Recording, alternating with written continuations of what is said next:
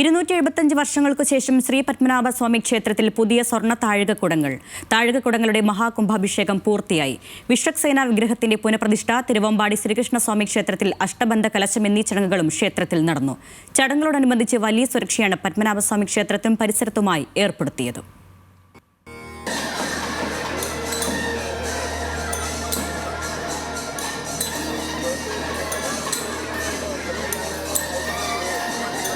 രാവിലെ 7:40-നും 8:40-നും ഇടയിലെ ശുഭമുഹൂർത്തത്തിലായിരുന്നു മഹാകുംഭാഭിഷേകം.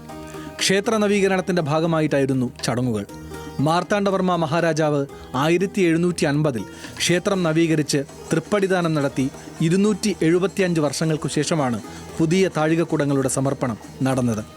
ചരിത്ര മുഹൂർത്തത്തിന് സാക്ഷിയാകാൻ സംസ്ഥാനത്തിനകത്തും പുറത്തുനിന്നുമായി നിരവധി ഭക്തർ ദർശനത്തിനെത്തി. Governor R.V. ആർലേക്കറും ചടങ്ങിന് സാക്ഷിയായി.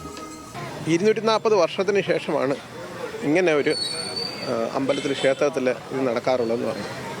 നമുക്ക് ഈ ജന്മം ഇത് കാണാനും ഭഗവാനെ മുമ്പിൽ ചെന്ന് പ്രാർത്ഥിക്കുവാനും അടുത്ത തലമുറ നന്നായിരിക്കുവാനും ഈ ലോകം നന്നായിരിക്കുവാനും വേണ്ടിയിട്ടൊക്കെയാണ് ഇത് ചെയ്യുന്നത്.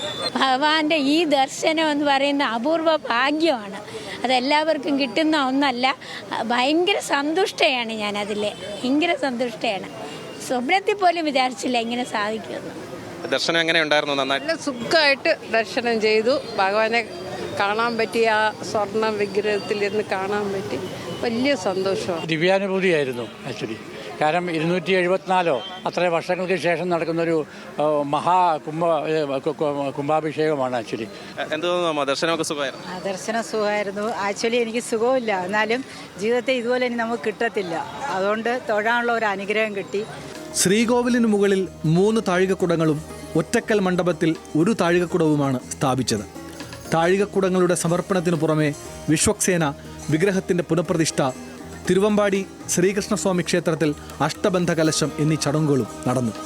2017-ൽ സുപ്രീം കോടതി നിയോഗിച്ച വിദഗ്ധ സമിതിയുടെ ശുപാർശ പ്രകാരമായിരുന്നു നവീകരണ ചടങ്ങുകൾ. ചടങ്ങുകളോടനുബന്ധിച്ച് വലിയ സുരക്ഷയാണ് പത്മനാഭസ്വാമി ക്ഷേത്രത്തിലും പരിസരത്തും ഏർപ്പെടുത്തിയിരുന്നത്. ന്യൂസ് മലയാളം, തിരുവനന്തപുരം.